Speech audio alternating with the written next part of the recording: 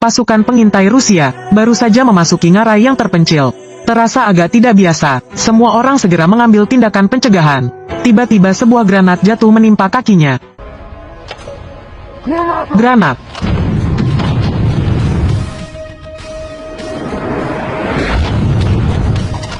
Pasukan itu diledakkan, menderita banyak korban. Segera setelah itu, dia diserang oleh sebuah organisasi misterius. Tentara yang cukup beruntung untuk bertahan hidup memegang senjata dan mempertaruhkan nyawa mereka untuk melawan. Tapi dia kelelahan dan ditangkap di tempat, di wilayah Rusia, dapat menyerang pasukan pengintai secara terang-terangan. Tentu saja bukan organisasi bersenjata biasa. Setelah petugas Dmitri kehilangan kontak dengan tim, segera pergi mencari prajurit pasukan khusus Andrei yang sudah diberhentikan. Harap dia menghormati persahabatannya selama bertahun-tahun. Cari petunjuk untuk pasukan yang hilang.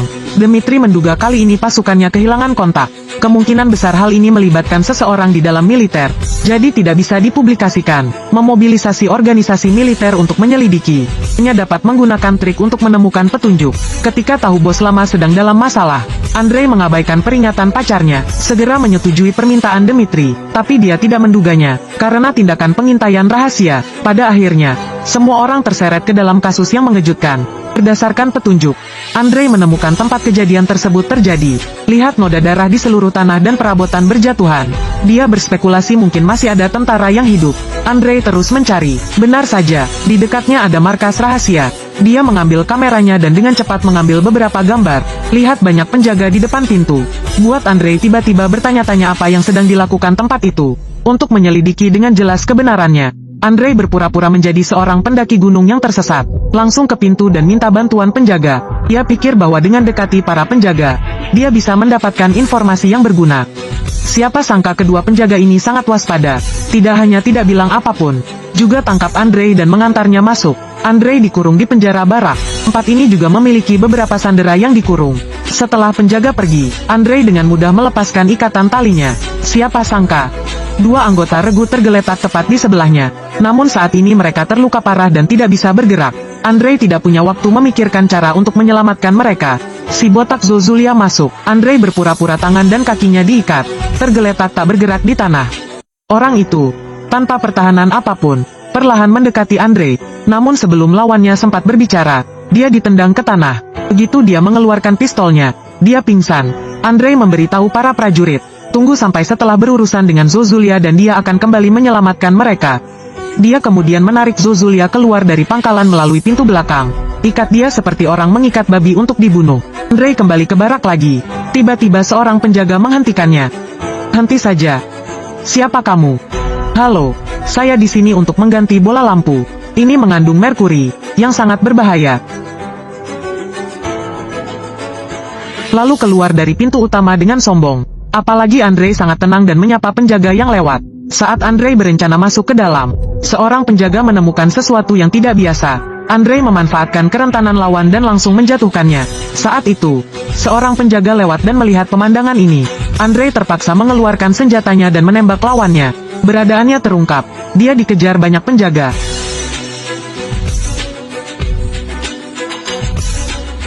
Namun Andrei masih sangat santai dan tenang.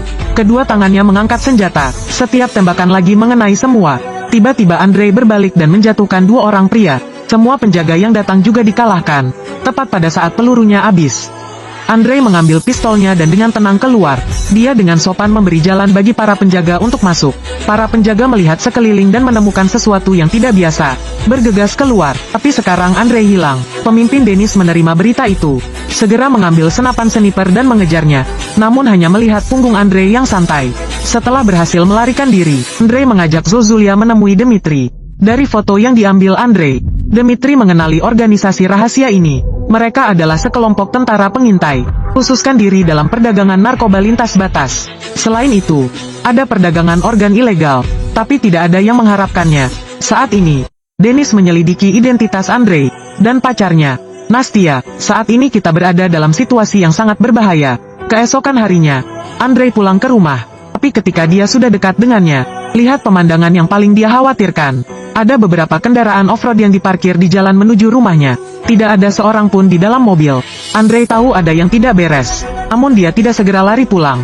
Setelah melihat sekeliling, kemudian menemukan penembak jitu bersembunyi di lereng gunung. Setelah diam-diam mengurus penembak jitu, Andre memegang pistolnya, hadapi musuh yang menyergap di dekat rumah. Setelah dipastikan area sekitar sudah tidak berbahaya lagi, Andre menyusuri terowongan lebih dekat ke rumah. Pintunya tertutup rapat. Perlahan Andre mendekat. Tiba-tiba terdengar suara tembakan dari belakang. Seseorang bergegas keluar rumah. Lihat situasi yang tidak stabil, Andre langsung berlari masuk ke kamar. Ambil tindakan untuk hadapi musuh yang menyergap di dalam rumah. Tapi orang-orang di luar tidak peduli dengan kehidupan rekan satu tim di dalam. Mereka memegang senapan AK dan menembak berkali-kali ke dalam rumah. Mereka melepaskan tembakan saat mendekati rumah. Mereka dengan hati-hati membuka pintu. Tapi Andre tidak ada di dalam. Ketika semua orang sangat bertanya-tanya, peluru tiba-tiba keluar dari lantai.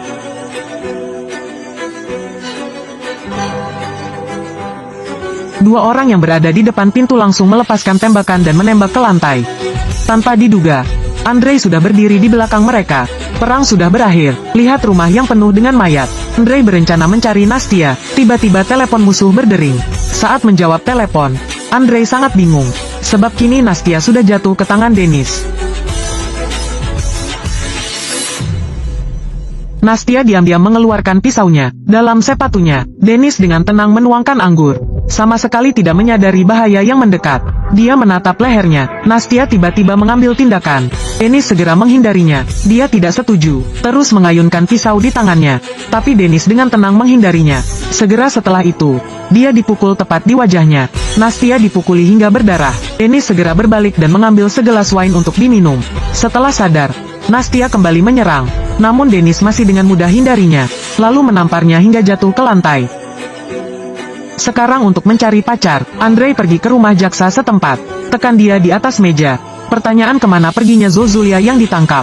Jaksa memberitahu Andre, peta ini sudah lama dikuasai oleh pasukan Dennis. Dia tidak memiliki kekuatan nyata. Apalagi, Menteri Dalam Negeri juga merupakan anak buah mereka. Zozulia dirilis oleh Menteri. Saat tahu yang ini, Andre langsung bergegas maju mengancam Menteri Dalam Negeri. Saat Andre mengancamnya dengan paku, dengan patuh dia memberikan alamat dermaga Dennis. Setelah sampai di dermaga, Andre bergabung dengan tim yang mengangkut perbekalan. Dengan bangga melangkah masuk. Di mana-mana di barak terdapat unsur-unsur bersenjata yang memegang senjata. Namun tidak ada yang meragukan identitas Andre. Dia juga tidak terlihat seperti orang luar. Andre bahkan menghentikan oknum bersenjata untuk bergerak maju. Tanyakan di mana Zozulia. Di aula, Andre memegang kertas untuk menutupi paku di tangannya. Penjaga yang bertugas belum bereaksi. Ditusuk beberapa kali di bagian dada. Penjaga yang bertugas diam-diam jatuh ke tanah. Saat ini, dua orang masuk. Andre segera meninggalkan kamar, sedangkan musuh belum menemukannya. Segera serang orang di depan lalu berbalik untuk menjatuhkan orang di belakang. Selanjutnya, angkat lutut dan putar tendangnya. Andre memegang paku dan menikam musuh beberapa kali. Dia terus mencari ke dalam. Staf medis memberitahunya, Zozulia baru saja pergi dari sini dan pergi ke dermaga. Andre segera mengejarnya. Dia naik ke atas dan membuka pintu. Menemukan seorang anggota bersenjata sedang mencuci tangannya. Setelah beberapa salam, dia mengambil sebuah granat. Akting Andre adalah yang terbaik. Ketika elemen bersenjata menyadari ada yang tidak beres, Andre sedang menunggu penyergapan di belokan, menunggu musuh datang.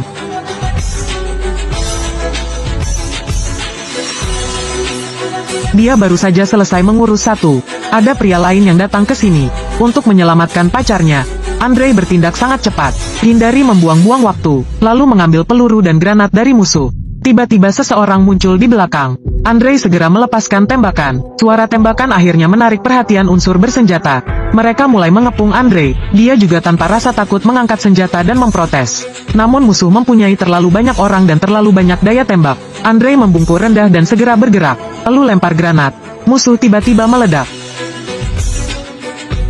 Dia melompat turun, melawan dan mundur.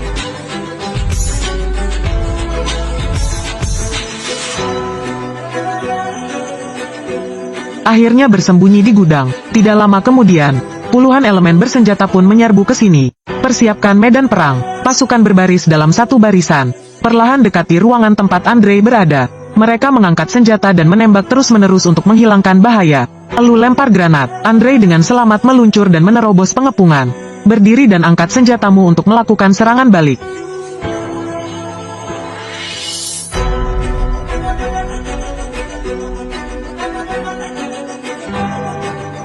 Andre sepertinya dilindungi oleh dewa. AK di masing-masing tangan. Tidak takut pada siapapun. Waktu seakan berhenti. Di matanya, Lawan bergerak sangat lama. Setelah menembakkan semua peluru, dia menyergap di belakang pilar. Aku sedang berpikir sekarang, banyak sekali orang tapi tidak ada yang membawa granat. Aku masih tidak tahu kemana perginya granat itu. Andre melumpuhkan kedua pria yang bergegas maju, lalu tahan AK untuk menyerang musuh. Tidak lama kemudian, puluhan anggota bersenjata tumbang secara bersamaan. Zozulia melihat kekuatan bertarung Andre yang menakutkan. Buru-buru menemukan cara untuk melarikan diri. Tapi bagaimana Andre bisa membiarkannya kabur? Zozulia menyadari bahwa meski dengan senjata, tapi lagi tidak bisa tandingan musuh.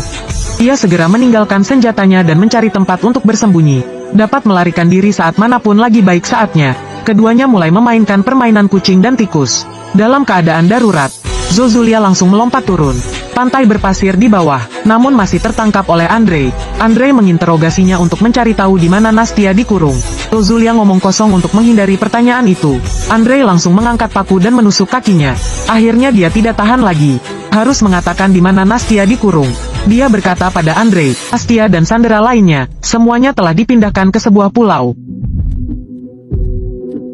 Kemudian Andre mengenakan pakaian selam, berenang ke barak yang Nastia sedang dipenjara. Tidak lama kemudian, dia pergi ke barak di pulau itu. Apakah kamu punya granat? Iya. Andre dengan cepat mengalahkan beberapa orang, berbalik, mengambil pisau dan menempelkannya ke leher seorang pria yang masih hidup. Menginterogasi lawan di mana para sandera ditahan. Nama ini untuk jaga kehidupan. Ungkapkan semua informasi barak. Aku memiliki kartu akses, tapi itu hanya bisa digunakan pada 3 lantai terbawah. Jumlahnya berapa lantai? 5. Namun saat diserang, setiap lantai akan diblokir secara terpisah. Di mana para sanderanya? Para sandera berada di lantai 4. Gimana lantai kelima? Pusat komando. Makasih ya. Untuk terima kasih kepada pihak lain karena melaporkan secara jujur. Andre mengucapkan terima kasih dan menyuruhnya berangkat. Lalu kenakan rompi anti peluru. Tubuhnya penuh granat. Perjalanan menyelamatkan pacarnya resmi dimulai. Meskipun sendirian saja, tapi karena Nastia, dia tidak takut pada apapun. Lihatlah kamar-kamar di kedua sisi lorong. Mulai melempar granat ke setiap ruangan.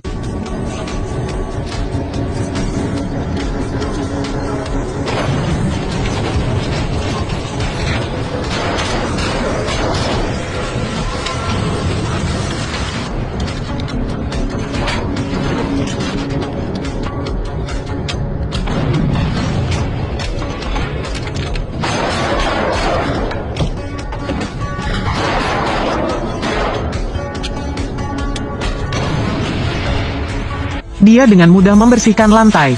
Saat ini, Dennis dan Vasily sedang berada di ruang komando, sambil makan, dan memerintahkan bawahannya untuk mengambil tindakan. Mereka akhirnya melihat Andre muncul di depan kamera. Dia menyuruh bawahannya untuk segera bergegas mengepungnya. Sekelompok orang dengan cepat bergegas ke belakang Andre, lalu segera melepaskan tembakan.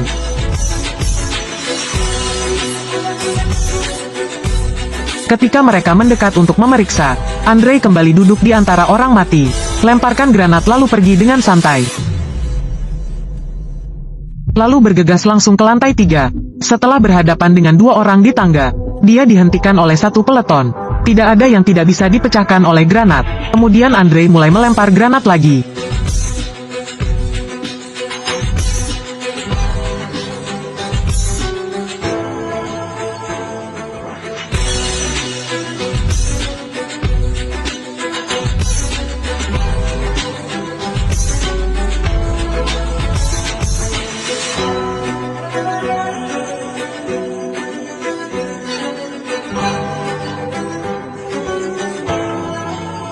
Pada saat ini, seorang tentara perlahan turun dari lantai 4. Berkat pengetahuannya tentang medan, dia berputar di belakang Andre.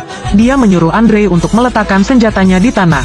Vasily melihat Andre akhirnya terkendali, suruh bawahannya untuk pingsankan Andre dan membawanya ke sini, untuk menyiksanya.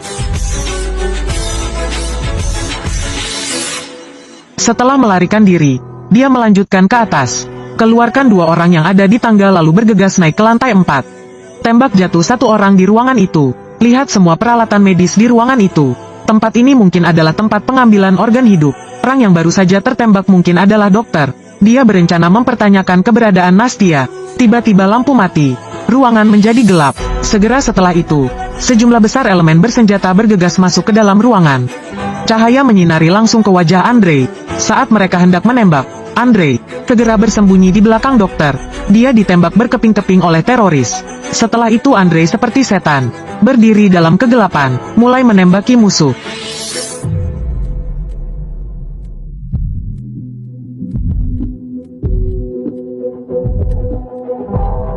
Pistol memiliki daya tembak yang sama dengan senapan. Tidak tahu karena unsur bersenjatanya tidak punya peluru atau rabun senja, mereka semua terjatuh secara bersamaan tetapi tidak ada yang melepaskan tembakan.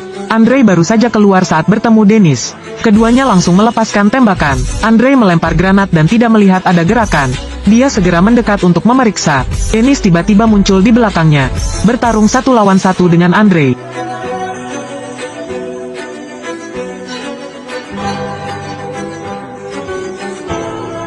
Keduanya adalah pasukan khusus, kekuatan bertarung yang setara. Namun setelah beberapa saat, Andre perlahan berlebihan. Saat dia hendak memberikan pukulan terakhir, beberapa pria bersenjata berlari. Gara-gara Nastia, Andre harus menyelamatkan nyawanya dulu. Dia dengan cepat menggesek kartunya dan berlari keluar. Saat keluar, juga kunci pintunya dari luar. Andre berlari kemana-mana mencari sandera yang ditawan. Setelah berhadapan dengan musuh yang tersisa, akhirnya ditemukan tempat di mana para sandera disekap. Andre memimpin semua tahanan melarikan diri dari barak. Mereka baru saja menaiki perahu untuk melarikan diri. Saat ini, musuh juga dikejar hingga ke pantai. Kedua belah pihak memulai perang. Ada tentara yang terluka yang dengan cepat menyiapkan senapan mesin untuk melakukan serangan balik. Tidak lama kemudian, dia ditembak mati oleh musuh. Andre harus mengendalikan senapan mesin, menembak musuh berulang kali.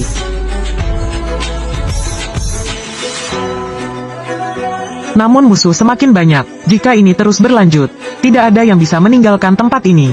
Andre harus menyuruh Nastia untuk menahan diri sedikit. Dia akan berlayar menjauh, tapi teknik menembak Nastia lampaui harapan semua orang. Ia terus-menerus menembak jatuh musuh, tidak beri mereka kesempatan untuk melakukan serangan balik.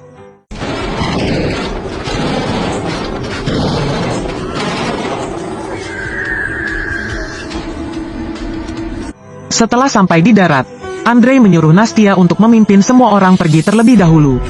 Dia tetap tinggal untuk menghentikan unsur bersenjata.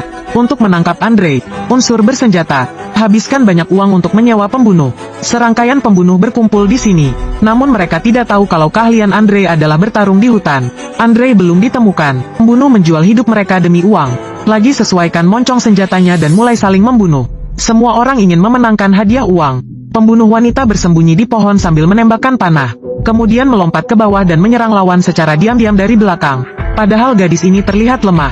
Namun jika menyangkut tindakan, dia yang luar biasa. Ada 2 botak yang juga saling membunuh. Seluruh hutan dipenuhi dengan suara perkelahian di mana-mana. Andre juga menyelinap ke arah musuh yang tertinggal. Dia baru saja selesaikan satu. Di depan muncul yang lain. Andre menarik pelatuknya, menembak kepala lawannya hingga putus. Aku sangat mengagumi teknik ini. Kemudian Andre bersembunyi di bawah tumpukan dedaunan. Seorang anggota bersenjata perlahan mendekat. Hasilnya juga sangat bisa ditebak. Saat ini, pembunuh wanita tersebut mengetahui keberadaan Andre. Dia menarik busurnya, mencari sasarannya, tapi baru saja berbalik, ditikam sampai mati oleh Andre. Setelah Andre pergi, seorang pria muncul. Saat dia memeriksa tubuh pembunuh wanita itu, 2 unsur bersenjata muncul. Dia segera melemparkan pisau dan menjatuhkan 1 orang. Segera setelah itu, seseorang melepaskan tembakan. Ketika dia menyentuh tanah, dia melepaskan 3 tembakan.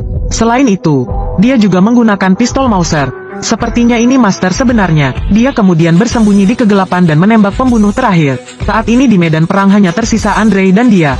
Keduanya bertemu di tebing. Pembunuh itu mengeluarkan pistol dan membidik Andre. Dia dengan tenang berbalik lagi. Pikir akan terjadi duel sengit. Siapa sangka si pembunuh akan meletakkan senjatanya. Selanjutnya, dia mengembalikan pistolnya kepada Andre. Ternyata dia juga seorang tentara.